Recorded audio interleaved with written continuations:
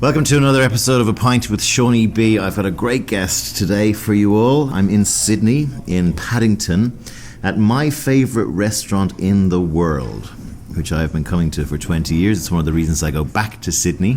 And I'm here with the owner and chef extraordinaire, art collector. And he's been running this business since 1987, and it's still... No, already I've made a mistake. Go on, interrupt. You're on the air. This is Armando... How do you pronounce your surname? Percuoco. Percuoco. Was that good? In Australia, I opened my first restaurant in 79. 79. That's right. Buon Ricordo, where we are tonight. It's open in 87. So I got that bit right. The USU, perfect, all right. But my very first restaurant in Australia was in 79 and used to call Pulcinella. One of the greatest things about this restaurant is his signature dish, which is a pasta, which I let him explain. But this pasta won the Global Pasta of the Year award one year by an Italian food magazine, which must have tickled you pink when you won that. Tell me that story. Well, Grazie magazine in Italy. They sent me that magazine, and I said, "What's that?" And, it's quite an important magazine, right?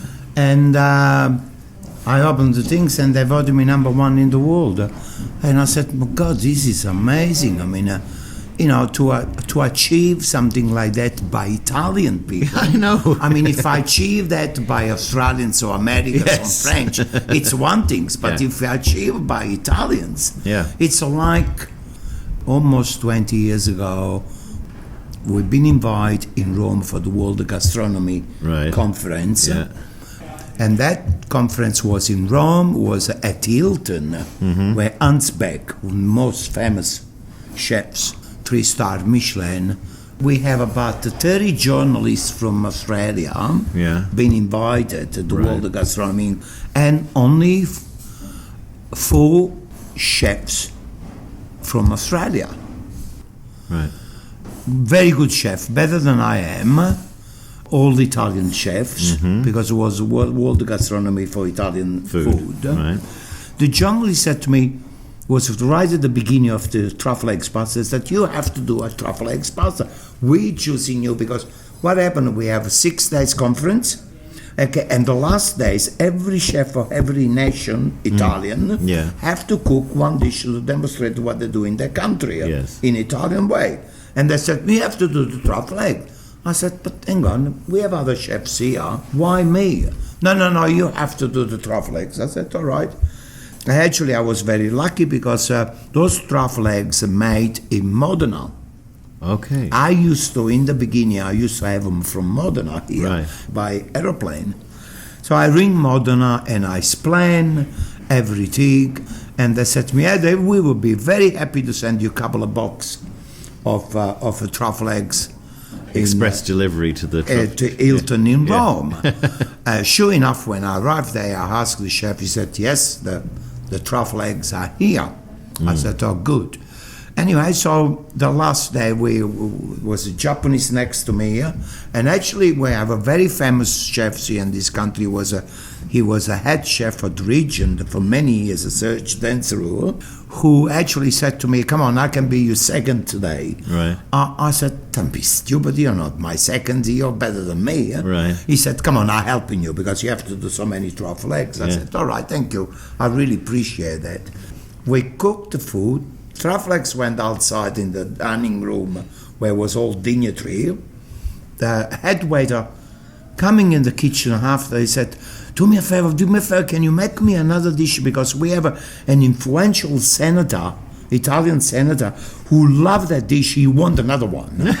And I said, yeah, that's all right, I'll make another one. So, I think it's 3 years later, a diplomatic letter is coming here in Australia. The Italian government, it's an honor to inviting you in Italy, for recognizing you one of the best Italian restaurants around the world. Brilliant. So I said, all right, that was actually quite extraordinary because all other chefs around the world got the same recognition. It was a beautiful plaque. Great. Amazing plaque. And was given by the Italian president. And we've been present on that pompous, beautiful palace. There was King Palace before when the president lived now. I was overwhelmed. And I said, but who dropped me in? That was that senator.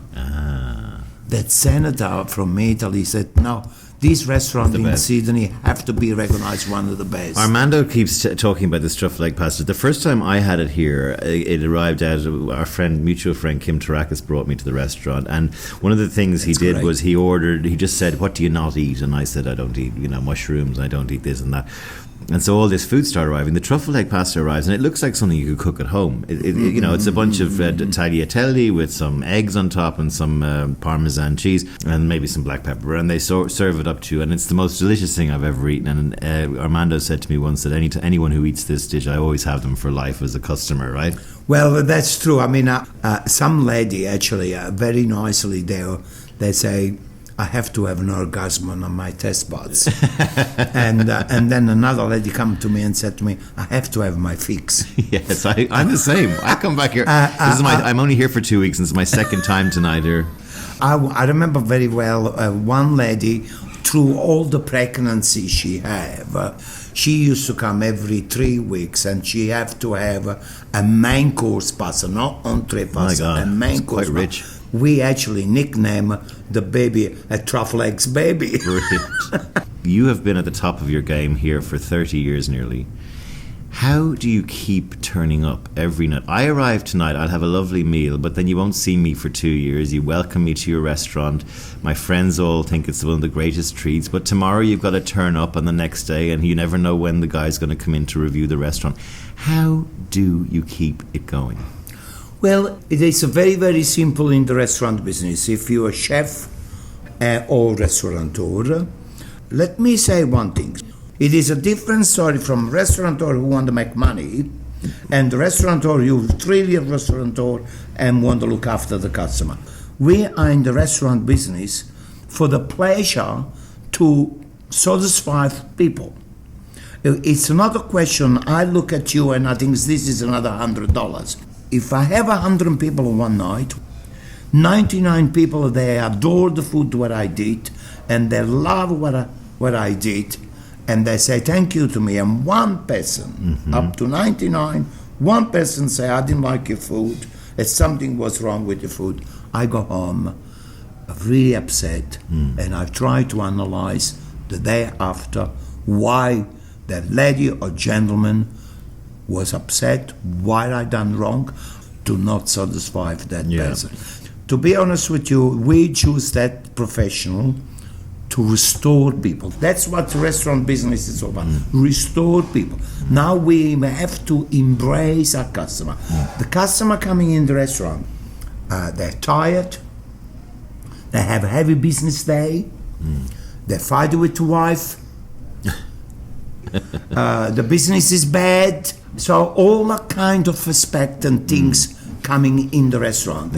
Okay, so we have to be good enough to say, take your jacket out, relax, let me look after you. You also have a reputation as being extremely fiery. You have a glass window into your kitchen, and I have been here on occasion where you've been losing your shit in there with your chefs. And yet you also have a reputation for having had staff, I'm thinking about Philip and people like that, for many, many years, who've stayed with you for decades and decades. Explain to me the reason why you still have enough passion to lose your shit and why people stick with you. Because I don't talk for the sake of talking. I don't scream because I want to become a bigger person against them. I scream with the reason when they're doing something wrong, and because I'm a passionate about food. And then again, I have to tell you, Sean, it is not only me, but every chef. Now, let me say one thing. So, apart every chefs in the world do exactly the same thing, but we do not hold grudge for long. If I scream one of my chefs in the kitchen, after a couple of hours it's finished. Right. As a matter of fact, I have staff come to me a few hours later and say, Chef, I'm sorry. I said, why? What did you done? It's gone. It's gone. Right. Now, if you hold grudge for a long time with your staff, Yeah. And I'm sorry, you're not deserved to be in the restaurant business. Right. Okay. Because it is the spirit of the moment. And why is that the spirit of the moment? Because you have to concentrate in yourself. You're running a brigade in the kitchen of so many people. You're running a staff outside of so many people, and you are the responsible of everybody. Yes, yes. It's like the conductor of orchestra. Yes, yeah. You are responsible for everybody. So automatically, if a customer is not happy, it doesn't say, "Oh, I'm not happy with the chef. I'm not happy with the waiter. I'm not happy with Armando." So the responsibility fall on me. Yeah. So that's why you have to concentrate every minute. Also, let me tell you. I mean, this is an analogy. If I've been so placid in the kitchen, okay, people will come in the restaurant 7:30. Why they come 7:30? Because they're hungry 7:30. They want to eat 7:30. They don't want to eat 8 o'clock or 8:30, the first course. Yes. They're hungry then and there. So if I start in the kitchen, the order come and I say, "Oh, please, I'm sorry, can you do that entree? But when you're ready, please don't worry about and be so nice and loving and loving with the chefs who do the entree or the hors d'oeuvre or something else." The food will never come out. I wanted the food now. Yeah. Yeah. Did you worry about the fact that all your guests could see you in the kitchen? Yes, very much so. As a matter of fact, I have my wife every 5 minutes coming in the kitchen and I say, "I can hear your bad language outside." And I said, well, some customer, I have to say, and I have to admit, they've been offended. Yeah. You know, they've been offended, but some majority of the customer, I think, on those days understand, because quite a few of us come out on TV and we show exactly what that Gordon Ramsay's famous well, for, you know. And trust me, Ramsay is another nasty person outside of the kitchen. He's a really wonderful person. Right. And then, unfortunately, it's a kitchen who we are becoming a beast. The loyalty of your staff. Talk to me about that. The loyalty of my staff, because as I say, I don't talk for the sake of just talking or trying to make myself big in front of them. I don't put people down. I scream with reason. I scream because they have to be screamed. And again, I forgot it. I think this is no difference between me and my staff. As a matter of fact, my staff is more important than I am, because without my staff, I can't run anything. Yes. Especially both of them, with dining room and kitchen. You have to trust both of them, because you people in the dining room, if they want to be nasty to you, it's easy to losing a lot of customers in one night, and you're losing them forever on those days. It is not like 40, 50 years ago. I entered the business 53 years ago. Wow. Tell me a little bit. You're from Naples. Tell me a bit about what it was like growing up there when you were growing up, because your family are all restaurants. Yes. When I grew up in Naples, at the age of 14, I thought I knew everything. And I said to my father, "I don't want to go to school." When my father looked at me, he was very, very firm. Was he in the restaurant business? Yes, of course.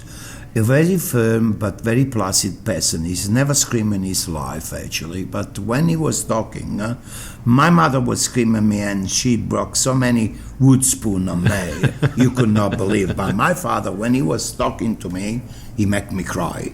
So I said to my father, "I don't want to go to school." He said, "Fine. You're coming in the restaurant." Right. So 3 months later, because in Italy in that time we have 3 months of school holiday in summer, and 3 months later I said to him, I saw how hard it was, and I said, "Well, I want to go back. I want to go back to school." So, but slowly, I realized that was my life in the restaurant. I love so much. And very famous Naples, of course. I mean, I went to what's the name of the famous, the home of pizza was there, Da Michele. Yeah, I've been in there. And your friend Don Alfonso, yes. I've been there up in Sorrento. That's so correct. You do bring an awful lot of that memory with you, don't you, into your food? Well, being 53 years in the restaurant business is not easy, and it's a long time, half a century. When I went in the restaurant business, I didn't start to cook. I was young. So my father said, okay, you go and washing glasses and cups. So that's what I was doing for months and months. I was washing.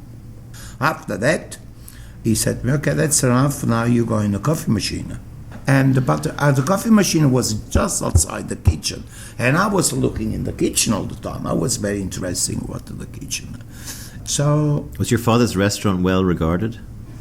Yeah, my father in that time, to be honest with you, was not this restaurant. He was the manager of that restaurant. Okay. It was one of the leading restaurants in Naples. Right. We have the Hirohito, the Prince of Japan, there as a guest. Right. We have Lucky Luciano, the gangster from America. Yeah. He was a regular customer there. King Farouk was a regular customer of us. I mean, a really lot of personalities coming through that restaurant. It was a really beautiful restaurant, and I learned my trade. Unbelievable there. And after coffee? After coffee, I said to my father, I would like to go in the kitchen. So I was very young. They bought a uniform. The uniform was beautiful and white. It was brand new. In the morning, at 8 o'clock, I have to be in the kitchen with the chefs. Kitchen was big as this restaurant, and we have an island in the middle, and was no gas, was coals. Really? Yes. So you're taking the tops off, and then you have to fire the coals. Yeah. So who actually was doing that was two apprentices. Was a friend of mine and myself going up on the stairs in the back of the kitchen with the shovel, fill up a big container, bringing down and now by the time we were doing that, by 9 o'clock when the chef was come, we were black. And he screamed at us. Of course. And I said, this is not right in the head. He's not right in the head. And my father said, shut up, you don't answer the chef. Yeah. You do not answer. You're not talking to the chef. You're an apprentice. You're nobody. So that was my first encounter with that. Then finally they put me on the first day. They said, you are on the stove now. So I was, now I'm cooking. So they give me a pot of copper and a wood spoon, and they put something inside where I could not see what it was. It was some liquid and soft. And the chef said to me, now you stay on the stove and you stir that until everything is coagulating together. So I was there for an hour and a half. The stove was hot as anything. I was sweating like mad. And I was stirring and stirring and stirring and stirring, and nobody said anything. And finally, 2 hours later, my father said to chef, you think that's enough? And the moment he said yes, all chefs, there were 15 chefs there in the kitchen, they all started laughing like mad. And I realized what they put in the pot was grease and water. So it's never going to... Never! Do you still play pranks with your stuff? Well, yes, sometimes. Unfortunately, they say psychologically, if you've been abused when you're young, you're abusing. I know. How did you end up coming from Naples to Australia? Okay. I didn't want to come to Australia. My father, one day, we were sitting in Italy, in Naples anyway, particularly in Naples, we have an habit, all the staff eat before 12 o'clock. Right. Okay, because we don't start 12 o'clock like here in this country. Yeah. You start 1:30, 2 o'clock. So 12 o'clock, 11:30 actually, you're sitting on the table of everybody and having meal. So one day my father, out of the blue, he said, I'm going to Australia. I look at him and I said, what? He said, I'm going to Australia. I said, oh. I don't understand. I said, why are you going to Australia? I said, you lost your mind. First of all, you want to go away from this country. I mean, Naples for me was everything. You know, you don't live in Naples. It's a beautiful city here.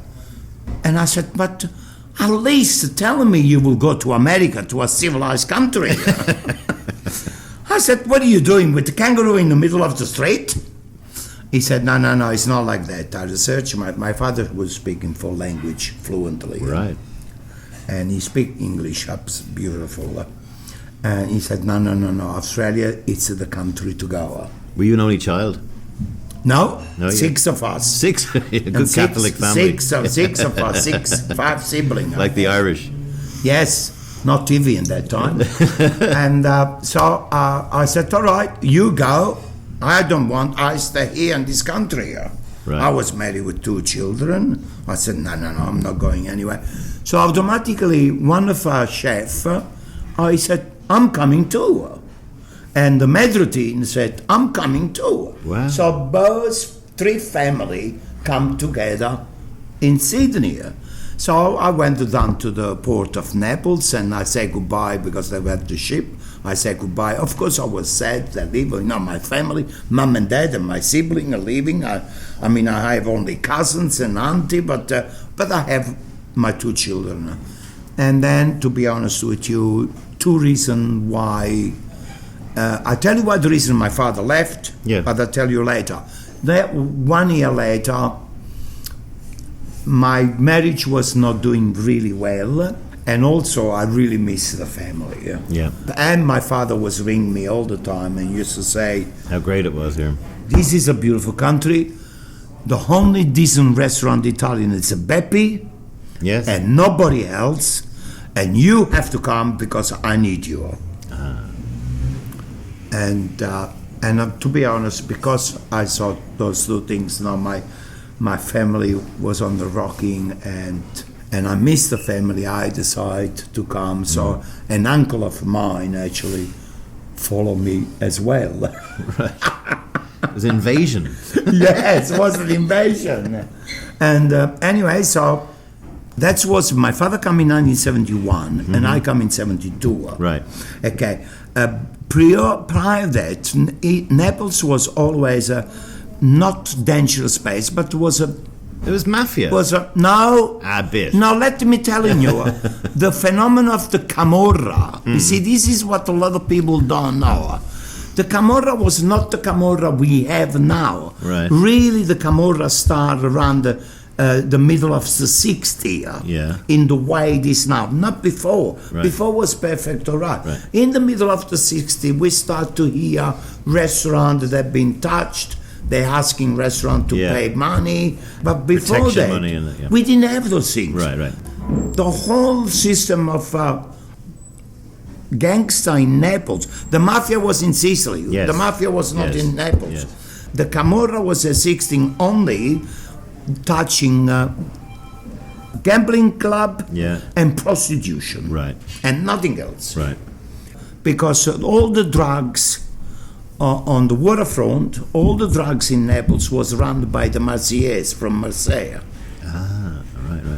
Very similar tone in both cities. Right, and yes, and we have a black market of American cigarette.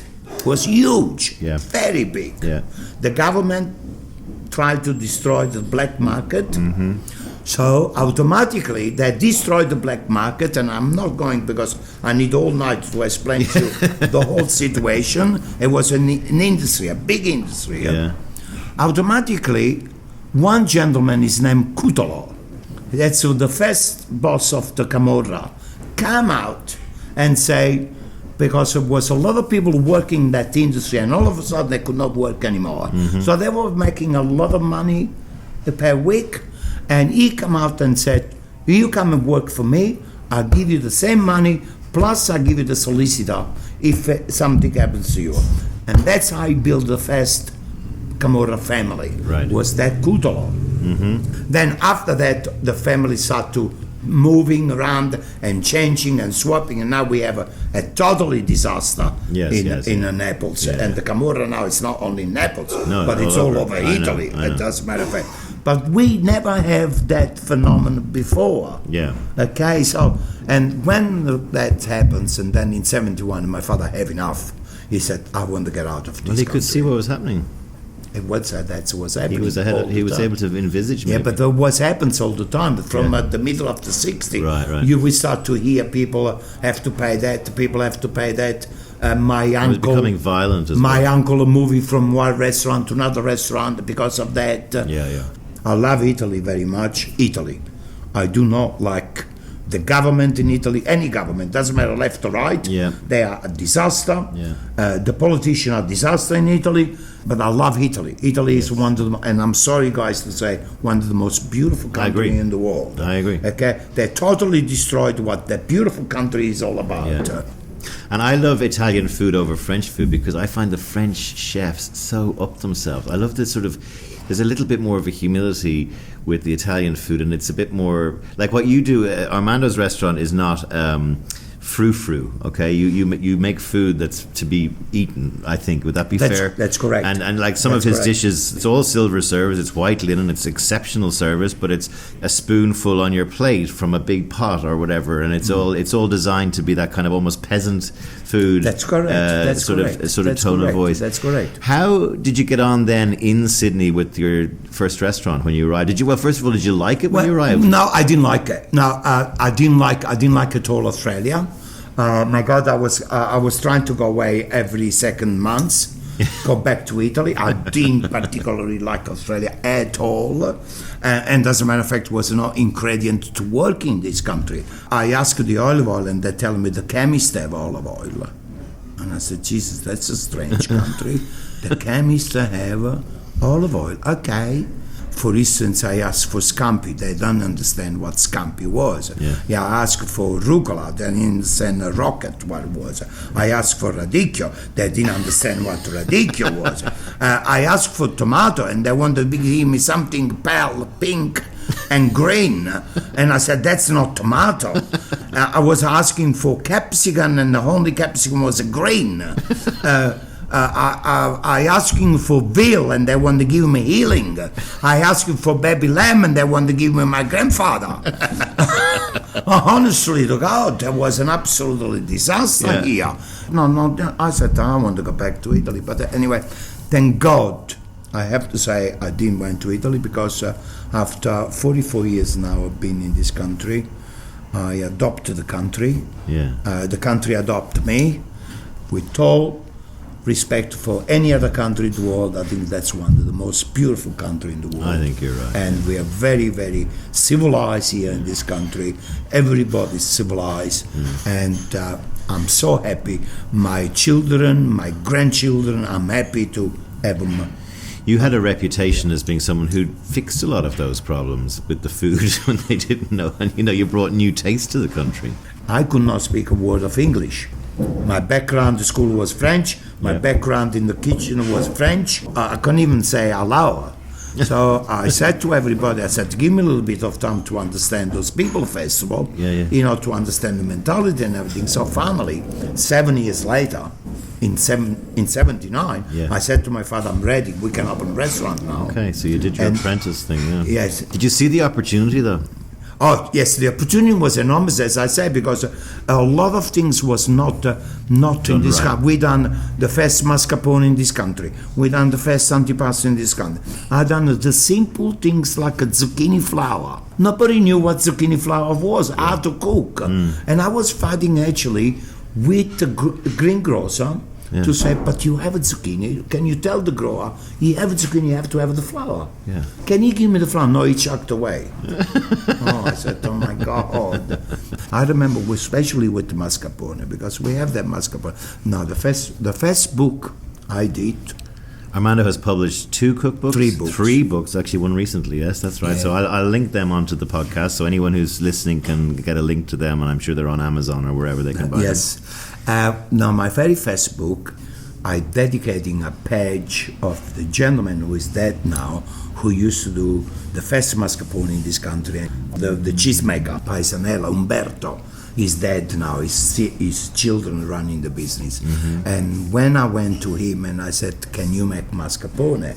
Nobody knew mascarpone in this country. And he jumped. And he said, I don't want to make mascarpone. I said, oh my God, what's wrong with you? And he said, you know what? As a matter of fact, 6 months ago, I make a tub of mascarpone of 2 liters, and I give it to David Jones, and David Jones put it in the rubbish. He didn't even want to see me here. So I don't want to, I said, please can you do mascarpone for? I said to my father, I said, how can you explain English-speaking people mascarpone what it is? How you translate? He said cream cheese. And I said, okay, cream cheese. How can you tell it's a dessert? A cream cheese can be a dessert. So we used to buy Fabri cherry. And we used to put in a demi-cup, an espresso cup, a bit of mascarpone and a cherry and a bit of juice, and with the spoon give it to people for nothing. Try that. Right. So we actually... We're changing their taste. We're spending so much money on trying to let them understand what mascarpone was. So automatically the next time they were coming in the restaurant, they said, let's have the mascarpone. Very good. So this is where the mascarpone start. It's not your mother country, and it's not their food. And now, especially in this country, was a roast and 3 veg. That's all was. Counteries. And the pasta, you know how many times they send me the pasta saying it was not cooked? Of course, because it's al dente. Because al dente. Yeah. And I said, oh my God. Then I understood. I said, well, let's cook a little bit more the pasta. Now, we reach now, actually, to be honest with you, if you cook soft pasta, they send it back. You're in trouble on those days.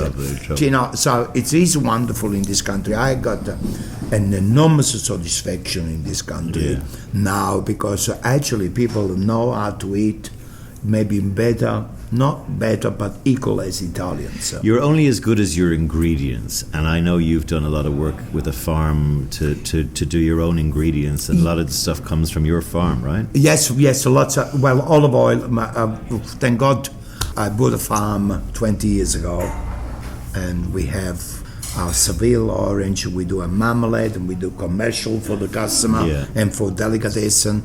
I do a chili oil, I do olive oil, I do chili pastry, whatever I have in the country all the time, you know, like tomato and basil and I've run foul of Armando sometimes when I'm here, because I have a few favourite dishes, and I used to drive him mad because I'd ask for them and he'd go, you can't have them because I don't have the ingredients, I'm not in season at the moment.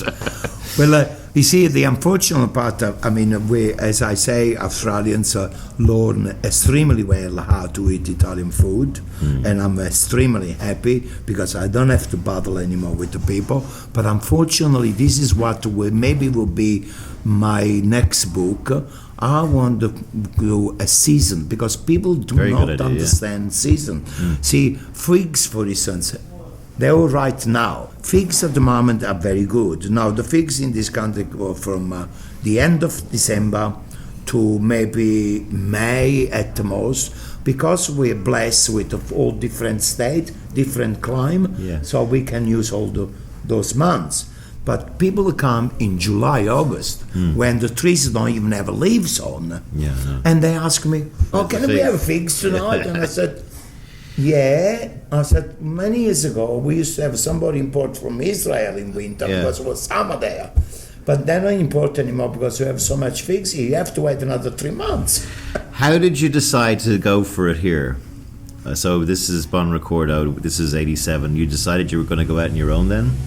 No, you were with your father? I was with my father. We were partner. My father and I were partner in 1979 there. And what's happened, I bought this building. So Buon Ricordo is a really beautiful building. It's a lovely room, and you also 2 very different tones upstairs. And you've invested so much in art. The art here is absolutely superb. The art is probably worth as much as the building. You're a very passionate man about art. Well, I love art, yes. I bought the building because I want... see, Pulcinella was a beautiful restaurant, but it was a casual restaurant. I want to evolve, I want to do a more fine dining in that time. So I asked my father, I want to buy that building, can we go in partnership on the building? And actually my father was right. He was a very, very smart man. He said to me, no, you go and buy the building, because if something happens to me, you will have trouble with your sibling. Of course. So I bought the building, and for 3 years, from 87 to 90, we actually, Jem and I, my wife and I, we were running, almost working 7 days a week, because we still have Pulcinella until 90, but my father and my mother lived there, and I used to go to replace them 2 days off. I used to go and work. So, and I used to go at night, I finish here at 10 o'clock, I used to go and see what's going on there. For 3 years, we really working 7 days a week, Jim and I. At the end, in 99, my father said to me, "You think I can retire?" He was not very well, he was sick. And I said, "No, I don't think you can retire, I can afford to retire." I said, "What I'm doing by myself." And he said, "Well, I'm sorry, but I have to retire." So that's why we sold Pulcinella. Okay. And because this one I have the building, and I was established already here. And he went up to Gold Coast. And as a matter of fact, my brother, actually he's followed one of my brother who used to have a beautiful restaurant in Sydney, and then he went up there and he opened a restaurant in the Gold Coast. And well, because you see, we have 5, 6 altogether, 5 of us in the restaurant business. Really? And your father's father, right? And my father's father, and my and your son now, and is my it? grand-grandfather. And your And son my now? son actually just this week opened a restaurant in Italy. Did he really? Yes, in Puglia, where it's a very, very trendy region at the moment for people to go. I want to talk to you a little bit about the whole critics thing. You're very outspoken. You're not afraid to fight back if you feel you've been wronged. They have this thing in Sydney or Australia called the amount of hats. It's a bit like Michelin stars. Armando's restaurant has always had 2 hats for as long as I can remember. I was the longer Sydney restaurant to have 2 hats. I would, of course, say it should deserve 3 hats because it's my favorite restaurant in the world. He doesn't agree. You're very good friends with Tetsuya, I know this, and he's been one of the 3 hat restaurants for many years. Demoted. But he lost one as well. So anyway, the way it works is the Sydney Morning Herald have got a bunch of journalists, and I guess they send people out. It's led by a guy called Terry Durack. Tell me a little bit about that whole process and how you feel about it and how it affects your business. I was extremely angry with them. To be honest with you, I have to understand the journalist. Journalists have to sell paper. Yes. That's all they do. Yes. They don't have any other skill. They don't have to make dinner. They don't have dinner and things like that. They have to sell. They have to be sensation. Automatically, time to time, they have to demote somebody to make headline. Because if every year you have the same people, you have those people have 1 hat, those people have 2 hats, these people have 3 hats, it becomes boring. Yes. I was doing research for this interview today, and I was going back just because I've been away for, as you know, 10 years from Australia, and Tetsuya is a Japanese fusion French restaurant. It's been one of the stalwarts of the Sydney dining scene for many years. But I remember reading an article when he lost his 3rd hat, went down to 2, that somebody said, "Oh, he's had this trout dish on the menu for 18 years," and that's ridiculous. If you ever take the pasta dish off your menu, I won't come back to your restaurant. No, I tell you one thing. If I take my truffle eggs pasta, 2 things can happen to me. Or I go bankrupt because people will not come back anymore. Yeah. Or somebody shoot me. Trust me. It is so like important for them. It is. That's what it is. Yeah. As I say, I was extremely angry with the journalists because I thought, well, we don't deserve, not only me, but all those restaurants being demoted now and on. We don't deserve that. We're working very hard. Okay, fair enough. It's their job to come and critique us, and I accept that. But do constructive criticism. Yeah. So the criticism, if I remember, was that you weren't doing creative enough dishes, and this is not what your restaurant's about. Well, I don't creating so much dish, but you have a restaurant in France and in Italy, a 200 years old restaurant. Yeah. With same family, and they have the same menu. Yeah. I mean, that's why you're going there. Yeah. That's for why those dishes. Yeah. You're not going to Norma. You're not going to Bulli, where innovative. Yeah. Leave it to those people Steam to coming be. Out of the, innovative things. Yeah. Please, by all means, I'm not against that. The question I guess I have is how you managed to pick yourself up because you got your hat back. And I know you're an angry guy, but you had to bite your tongue and get it. Yeah, no, I didn't have to bite my tongue, to be honest with you. We met up actually last week, Terry and I and Jill, on the steps of the cathedral in Sydney, because we all attend Beppy's funeral. Yes.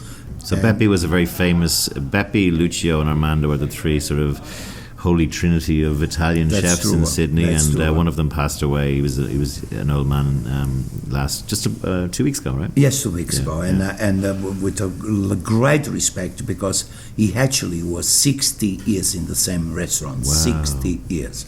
He died at the age of 90, and Great. when we come out on the steps of the cathedral, I look at Terry and Jill, and I said, "No, you don't hold grudge to people." Yeah. I went there and I hugged, and I said, "Come on, guys," because previous to last year, they come here under different booking. Don't even sit down. I was so angry. I said, "I can't accept your booking. You have to get out of here." These guys are the king journalists for the Good Food Guide and all that kind of stuff. That's what I mean about you. I like that about you. I was like that about you. extremely angry. I said, "I can't accept your booking." Yeah. Full stop. And being not vindicative, I thought that day, no, we have to make peace, because life is too short.